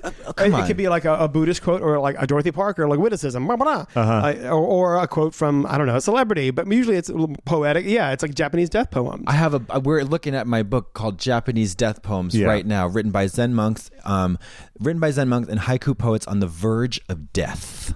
I love it. It's beautiful. And this app is based on like the more it's either I'm like Burmese or something, some theology or line of thought where it's like if the more we acknowledge death that we're going to die, the happier you are. Well, John, listen. The more comfortable you are, and you're like, oh, we're all going to die. So Right, like, just accept it, and Death and taxes. It is actually Yeah. tax time right now. Yes. But this is one thing I do, and this is a serious thing. Every night I go to bed, I die. Every single night I go to bed, I die. What I do now my thing is like in like recovery programs like the pray and stuff. But I every single night I'm like, oh, I'm ready. now I lay me down to sleep. Absolutely. No, like for real though. Yeah. Absolutely. Because I used to have this fantasy. This is a little grim. Oh. Are you ready for it? I'm ready. Come on, Graham. Come on, Grim. Come on, brothers, Grim. Come through, Grim. Come through. No, I used to have this fantasy when I was back in Boston when I lived alone. When things got really grim, like when I was like twisted and nuts, and I was like, oh, I'm never gonna make it to 30. I used to fantasize about getting brutally murdered by a drifter. Okay. So I'd leave my door unlocked. Oh, wow. And I would be in the bed and I'd be like, oh, I hope tonight's the night. I feel like as a teenager, I had those fantasies, but it was like not I was going to be like killed, but I'd be like romanced by some sort of like An incubus. thief of hearts kind of like Like a dynasty some snake. like sexy cat burglar would come into my room, and I'm like 15 waiting for him and be like, hello, like ass with glasses up. and like chubby, like because I knew I was gay and I was just waiting for someone to like also know I was gay. Yeah, I used to love that. I would never happened, unfortunately, Yeah. for me. But I lived to tell the tale. Well, I'm glad it didn't happen to you. Well, Yeah, thank you. same here. Well, thank you. Although I'm sorry that the romantic stranger never I appeared know, at the home beautiful video. stranger. Yeah, Madonna. exactly. Yeah, Mhm. Yeah. yeah. Yeah. What's your so okay? If we're gonna paint a picture of this cat burglar, like what age range would he be? Oh, like these days? He would have been like in his like 30. Yeah. If I was like I was always attracted to like somebody who's older and Sure. like and Yeah. Distinguished. and like Yeah. and World kind of weary. like dark and sexy drifter Yeah. type, but like in that kind of Stephen Bauer. Oh, Stephen Perfect. That's perfect. I don't know- I don't know who that is. Who is Okay, that? So in Scarface, he played Al Pacino's brother, Okay, gotcha. And there's the other guy who was in Flashdance, Michael Nori. Yes, Yeah. that type. When I was like that age, or Yeah. like Jack Scalia, that sort of like swarthy, wavy-haired, Yeah. like man. What me about throw- Jimmy Stewart? No. Well, I love Jimmy Stewart, but I wasn't sexually attracted to him. But I loved his. He was just like goodness, Yeah. and also handsome and kind Yeah. of brave. Yeah, sure. And those, in like Mr. Smith, or even It's a Wonderful Life. You Sure. know, Yeah. cornball, but like yeah. Now, what about Michael Paré? Oh God, Eddie and the Cruisers. Yeah. And like a bang hanging Yeah. over Oh, and sure. a chiseled jaw. Yeah. Like so ridiculous. Yeah. So yeah. ridiculous. I just wanted the devil. Yeah. I really wanted the Vampires too. I was obsessed with vampires. Don't get me started. Like- Don't get me started. Why not? There was I used to drink my friend's blood. What? Yeah. well, Well, we're gonna have to explore that a little bit. yeah, that was a lot. But Anyway, you folks, but you like what you like. But no, there was a TV series when I was a kid called Cliffhangers. Okay. And it was like this. It was a trilogy. Every episode would be like 3 stories, and one stars Susan Anton, Okay. who was like this 70s tall, lanky, gorgeous blonde woman. Yeah. And she played a photojournalist. And her story was called Stop Susan Williams. Okay. And it would end like on a cliffhanger. It was like old school, like people would like one's parents would listen to on the radio in the 30s or 40s or like in old movie serials. Yeah. And then there was one about a vampire. And I think it might have been Michael Nuri played the vampire. Oh, okay. Seducing one young woman. And I was just like, I was terrified of vampires and fascinated and so attracted to them. Me too. Yeah. I wanted to be a vampire. Yeah, like- on Real Sex on HBO, there was a segment on vampirism and people who would get the dental implants. Oh, yeah. And they would bloodletting and all that jazz. I was always obsessed. I read every Anne Rice book, The Vampire Chronicles, and then even did you ever read Cry to Heaven? Do you know that one? No. That was about eunuchs. Really? I read that in 7th grade and had a raging hard on all through science No, class. my literary tastes were very vanilla. Really? But TV wise and movies, Yeah. I was terrified and just like, obsessed with vampires. Yeah. What were some of your favorite vampire films? Yeah. Well, I mean, I like, but again, very vanilla. And my whole upbringing was very I was in pop music because Sure. I didn't know of like cool stuff.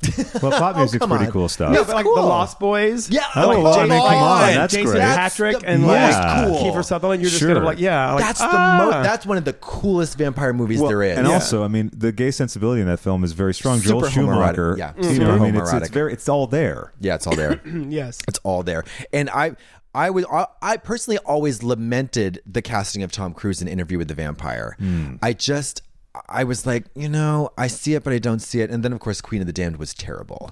I've never seen it. Aaliyah Yeah. I haven't either. Aaliyah, God rest her soul. That is an angel. Nobody can ever speak ill of Aaliyah, but she was fabulous and beautiful in it. But that movie sucks shit. Right, but it's also why New Orleans is so It's such amazing. a magnetic Yeah. place. I mean, the history. I had a cousin who died a few years ago, and he was the only other gay person I knew in my family. And I didn't know that he was gay until I was an adult. Yeah. But he was a voodoo priest Oh, in, wow. in New Orleans. He ran the voodoo Shut the museum on fuck up. Dumaine Street. Oh wow.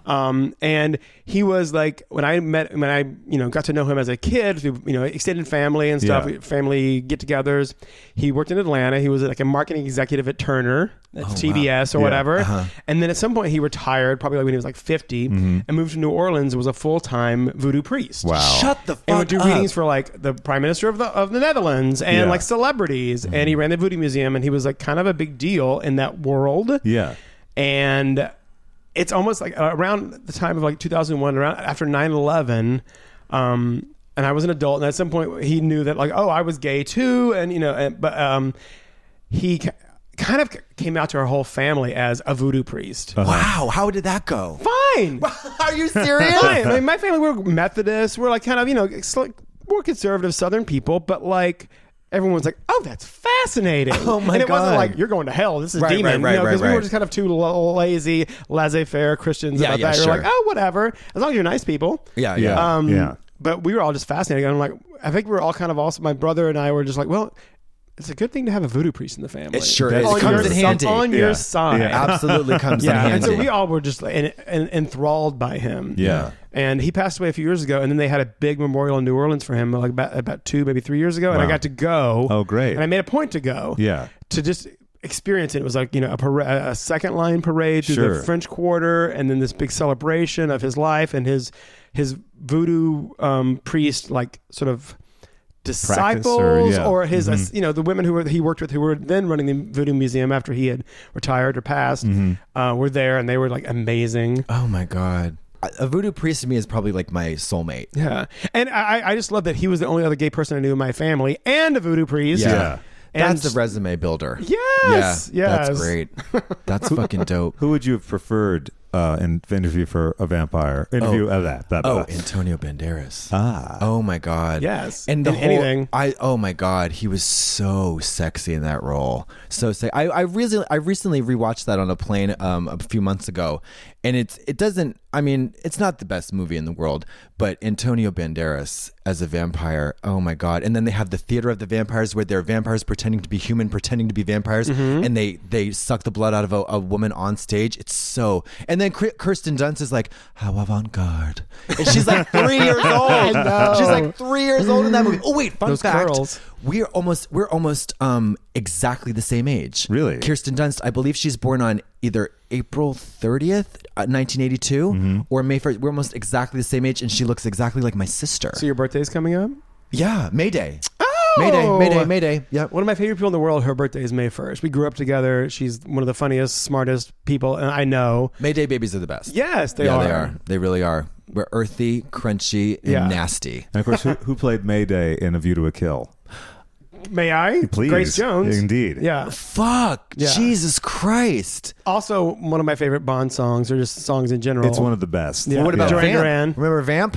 Oh, Vamp Yes. with Grace Jones and Oh my Christopher God. Makepeace. That performance scene Is with the Keith incredible. Haring paint. Yeah. That is the ultimate. That is the ultimate.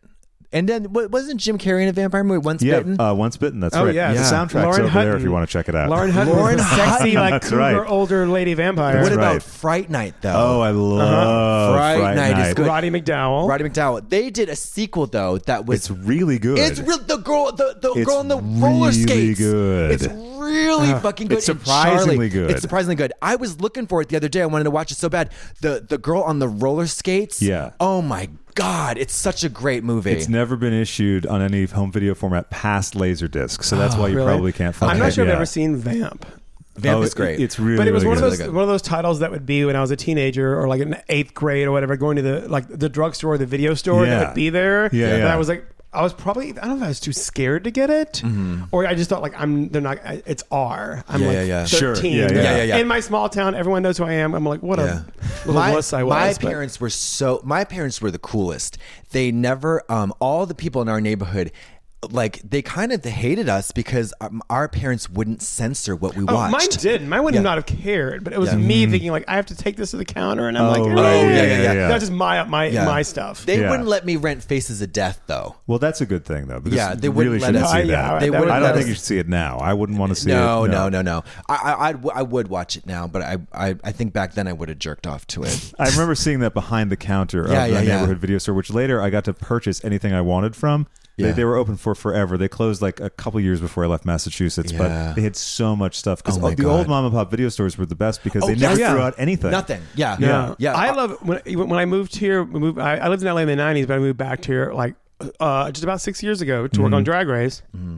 And for years, only until maybe the last year and a half, there was still a video store in Silver Lake, Video Journeys. Oh, nice. In the shopping center where Gelson's is on Hyperion. Okay, yeah. You would strangely find movies you couldn't get streaming. Exactly. I had never seen Drop Dead Gorgeous. Really? Until like 3 years ago. Oh my God, it's and so we went to the video fucking store good. and they had it because it wasn't on whatever streaming platforms, blah. Right. And amazing. But So good. it was so nice still having a video store you could go to and wander down the aisles and they Yeah. curated it. And it was Yeah. like you could, rent a video for like $3 for 4 days or whatever. It was just such a charming like throwback. It's love only that really movie. one now still holding on, Cinephile, in maybe Santa Monica, but right near Santa Yeah. Monica. It's really fantastic. They Is have Video West gone here in West Hollywood? I think so, yeah. Like I, up don't, behind Revolver on that little like side street. I think it's gone. that I've never- lasted for years. Did it? Okay. Oh, And it was wow. still just like one of the old school video VHS or Yeah. DVD rental Sure. places. So good. We had the one in Marlboro where it was like, I forget what it was called. Video and, Signals. Video Signals? Was that it?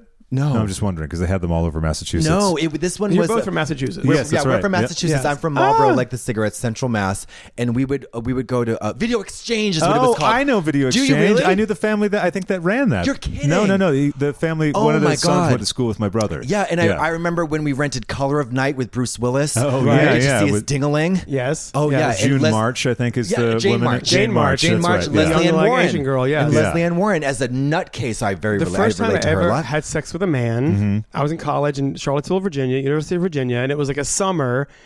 And after going home for the first year after college, I worked in a bank, and I'm like, I'm staying in Charlottesville. I worked at a bank too. I was a bank teller. Me too. Oh, wow. I had During the best college, I did too. Did you work the drive-through?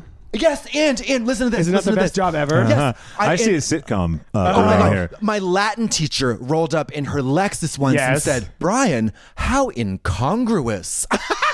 No, working the drive-through at a bank in like the 90s yeah. was amazing because you'd be like, people would drive up. I mean, we had pneumatic tubes. Yes, Oh, the tubes, yeah. the tubes. And it was me. I was like 19 working in small town Virginia Yeah. with like a bunch of like sassy ladies. Yeah, me too. In Was their the only 30s gay and guy. 40s, Yep, and yep. you're like this kid working there, and they all love you because you're like this Yes, funny little gay exactly. guy. Yeah. And people would drive up and like, hi, you hit the mic, hey, honey, how are you? Boom. and then it was just like, talk about reading. Oh my God, Like, the reading. Me next to Kathy. We had a Kathy with a C and a Kathy with a K who worked Shut there. the fuck up. And we would like, "Boo, oh, how are you, honey? Turn the mic off and be like, look what she's wearing. That car is a mess. Oh, yeah. And like, oh, she's here to put more money in the Christmas club. She better. The Christmas club, the passbook savings. Yep. And then you could see their bank accounts, which is so shady. Yeah, totally. And you knew everything about everyone. Yeah. How's this though? We had one guy. No, this was in Sudbury, Massachusetts, and the legend had it that he was a compulsive gambler. He won $1 million off a scratch ticket, and then spent it all on scratch tickets. Wow. That's Yeah. a classic story with that sort of $1 thing. million bucks. Because people who get into scratchies, they go ham. Yeah. And then it's like they hoard them, and then all they do is scratch them up. And he won $1 million and then spent the whole damn million. That's not fact checked, but yeah. One thing I learned though, like, because when I would go home and visit my parents, and you in line at the convenience store to buy whatever, pay for your gas, and there's one person who's going through 10 minutes of lottery tickets. Oh, Yes. And you yeah. get Yes. so mad Yeah. when you're So behind annoyed. them. Totally. Yeah. But I will say, going home and dealing with my dad who had dementia, he would like, what made him happy was going on car rides Yeah. to our old neighborhoods, up through the hollers Yeah. and like through the woods of like Yeah. southwestern Virginia. Mm-hmm. And I learned like, oh, don't be mad at the person in front of you because who knows what their journey is. Yeah. Because my dad would want to buy cigarettes. Yeah. And it would be a convoluted process of like, I'm putting down money.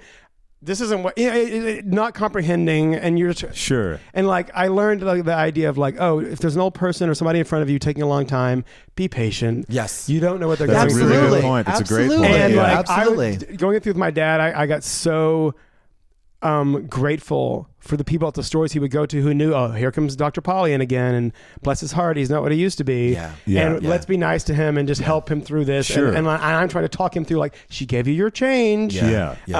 Weird. That's a weird sidebar. And No, kinda that's sad, a but, really like, beautiful thing. I think. No, it is. It's true. That's a very nice moment. It is true. And also, I just remember this one time I was sitting outside smoking a cigarette on my break and from Marlboro Savings Bank, and this old creepy drifter waddles on up to me, and he sits right down next to me and says, you're about the cutest thing I ever did see. And I fucking flipped out. I've never ever been hit on before. And he's seen ever. a lot. Oh yeah. And he was staying at the McDonald Hotel up the street, which was a flop house. And on Main Street in Marlboro. And I did not know what to do. I've never been hit on by a person ever. And it was just like, yeah, he was like an old timey kind of like, you're about, hey, little buddy, how do you want to come back to my little motel and do a little hanky panky with me? And I was like, it was crazy. If I knew then what I know now, I would have sucked his dick. Oh God, Regrets? Yeah. I have a I've few. had a few. I let that drifter keep I going let down him the go. highway. But I would have sucked his wrinkly old dick. I mean, seriously. I mean, he might have left you like $1 million in scratch tickets or something. You know what? It's, you got to take chances, kids. Hey, if you're listening out there, Take chances. yeah, those drifters, their heart might be in the right place. Right. Give them a chance. Yeah, and be patient in line. Yeah. No, yeah, and don't judge. Yet lest ye be judged. Right. I worked at a video store once where they had scratch tickets, and I remember there was some definite problem people that would just be like there, and if they won $2, then that would just be more incentive to just keep going and even get themselves into a larger hole. Yeah. Yeah. Oh yeah, it's a huge. My grandmother, God rest her soul, she was a secret gambler. Oh, secret. Secret gambler. Yeah. And we had a lot of because that side of the family is we don't really. They never really grew up knowing how to express their feelings. You know, it was just a Protestant family. It was just like my grandfather's motto was, if you don't know it, make it up. and then Kind of like Diana Vreeland. Yeah. Fake it. Just say anything, whatever. My grandfather's thing was you know, and she was like, just stay mum. Don't say anything. High alert, you know, and nuts. But yeah, she had a secret gambling problem, and it was When was it quite revealed? shocking. It was very, very, very late in life. I'm sorry, revealed. John was wagging his finger at me, and I was like, oh, shit, I forgot. Yeah, very late in life, and it was shocking. It was like a big shocker, you know? And I actually had I have a gay uncle who was, and they never talked about it. It was never really talked about. It was like, you know, it was Uncle Al and his roommate. Oh, you know what I mean? Sure. But it was everybody knew, but it wasn't discussed. And he actually has a huge antique collection. That was his tell, because he was a townie. He was a townie. You'd never ever know a gruff townie dude. He's like, and he's actually a really cool guy, and he's got a great collection of Occupied Japan little shoes. Oh. Yeah, you know about Occupied Japan? No. OJ, it's like an antique thing. Yeah, I don't know. That sounds amazing. Yeah, it's cool. I want to get into a little bit. You're working on the Trixie and Katya show. Yes. And on the second season. Okay. Were you there? Yes. Oh, you were there that day. Yes. Oh boy, that was a lot. So that day being the day that... What the hell happened? The day the clown cried? The clown car crashed. Yeah, that was a tough day for me. From my point of view, What happened? Which is all I know. Of course. As you know, we had shot for a full day. Yeah, we doing Trixie? I Yes. don't. Some of the day I can't recall. Yeah. And then the next day we began shooting. There was some weird delays in the studio with like just the facility was problematic a little bit. Right. The owner. I remember the girl with the key was French. I remember that. Yeah, it was just a little delay. Like, Okay. the dressing room was locked, and we had some, but like, we're all there. We'll figure it out. I just remember you being wonderfully. This is an odd adjective or adverb, ly adverb. Open about what you were feeling. Okay. And just saying like I'm, and like let's pick it up. Let's just start with this day of shooting. Okay, today's topic is blank. You know, and doing things, and you would just say like I need a break. Okay. And we would stop and go have a cigarette, whatever. But you were just saying like, oh, I'm going through it. I'm feeling strange. And they're like, okay, well, let's take a break and we'll resume. And then you were just like, I need another break. And then it was kind of like, I need to stop. I'm not feeling this. Right. And what I appreciated is you were just very open. There was no like subterfuge of no. Yeah, but I felt like, and everyone there was there for you and Trixie, just like, oh, like, well, yeah, what needs to happen, because the show, and I came to it late, but it was like you guys just riffing, Yeah, and right. Having a topic, having fun conversations, making jokes, and spiraling off onto tangents, which are always like fun and great and interesting and smart and twisted. Sure, yeah. But it was like, oh yeah, you just needed like a moment, and I just thought it was so smart and kind of you to be open about what you're feeling and going through. Like, I need a break. I need stop down. This is weird to me, and so I remember not knowing or not having any privacy. I think that's because there was nowhere to go. Right. It was a small studio. But it wasn't. It was like if you're. It wasn't out of the ordinary. No. Everything was fine. The setup was great. Was it like that? Like when you're really sick and you can't get comfortable? Yes, it was. I was like, I could not sit still. I was like, I cannot be here right now, and I was imploding. Yeah. I was completely imploding, and I couldn't. When you just have to I was going to run. Yeah. I was going to run out of the studio. And I had a similar experience on Drag Race. When I had a panic attack. My first, because listen, I'm not I'm a little older than the kids these days. So we didn't have panic attacks back when I was a kid. Sure. We did not have panic attacks. Yeah. They were not a thing. When I grew up, I know what you mean. Because I hear about them and I don't fully. No, and probably because I never had one, and that's me being clueless, and I don't mean to sound callous, but like but we didn't have hard that. to understand unless you know what it is. Right. Yeah, sure. When I went to the doctor, my mother's a nurse, my dad's a biologist. I mean, like my sister's a veterinarian. We are all very scientifically oriented, clued in. Yeah. We did not know about anxiety. We did not talk about anxiety. There was no such thing as anxiety in my family. There was stress. There was stress. There was stress. There was work. There was sleep. There was not sleeping. There was like anxiety was not a thing in my family. So I did not have the language to be like, I'm going to flip the fuck out. And also, violence was never, ever a thing. So like you'll hear about stories of like somebody snapping. Yeah. And then they just clock somebody, or they'll start screaming, I need a fucking break. Yeah. But that was never an option. So like looking back on it, I was like, oh, I imploded. Imploded. And I just had to leave. But you still seem to have the presence of mind to take everyone else's vibe. And absolutely to your credit, you were like vocal if you were feeling uncomfortable, like, oh, let's take a break, whatever. You weren't ever unkind to anyone. Oh, thank God. No, you were just kind of like you're like vocal, like I'm not feeling great right now, or let's can we pause, or I know I remember Nelson, saying, who was our showrunner, who would be like, okay, let's stop here. Everybody, and I think what the funny thing is that I think like I needed to be yelled at. Looking back, like, and I know that sounds strange, but it was like I was like because the format of our show was like we riff. Yeah. It's improv. Sure. But when you're literally mentally unraveling, you can't improv.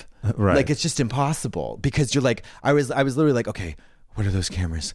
Who are these people? Like it was totally going through it. Sure, I'm sure it's a strange place to be if you're feeling discomfort mentally, emotionally, psychologically, whatever. Yeah. And there's like 4 cameras pointed at you, and and people in the room kind of like hanging, focused on you too, hanging on your words. Yeah. And I'm like, and as supportive as everyone could be. Everybody was so supportive. And I'm not putting and I don't say that to put the burden on you. No, but that was so confusing. I was like, I'm in this situation. I'm so uncomfortable. There's no one to blame. It was like I could not figure out what was wrong. But I think it was a meltdown. There must be many people who have that thing, but what they do is they lash out. And they're like, what the fuck is that guy doing over there? And like, God damn it, my food wasn't the right. Yeah, the salad was too cold. Exactly. There was like, there was no, like, because I know, like, if you have like a Mariah Carey style meltdown where you're like, or maybe I shouldn't say that, but she just recently came out as bipolar. But a big star meltdown.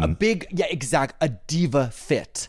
Yeah. Like a diva fit, for example. Right. Because I was like, I had so much on my plate. I had a sold out solo show in 2 weeks. Right, you had a lot. I had a lot going on. Coming ahead and back, and then also just having moved and just having a breakup and just going through all this stuff. Yeah. And it was like, there's a lot to deal with. Yeah. And my like our style of like from my family, we never really developed language to say, I'm scared. Right. Or I'm worried.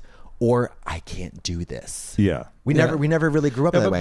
But you were very just vocal about like, I need a moment, I need a break, I need to pause for a minute. And that was, I was grateful that you weren't like, I mean, I'm sure you were holding things in because you were processing as you're doing these things. Yeah.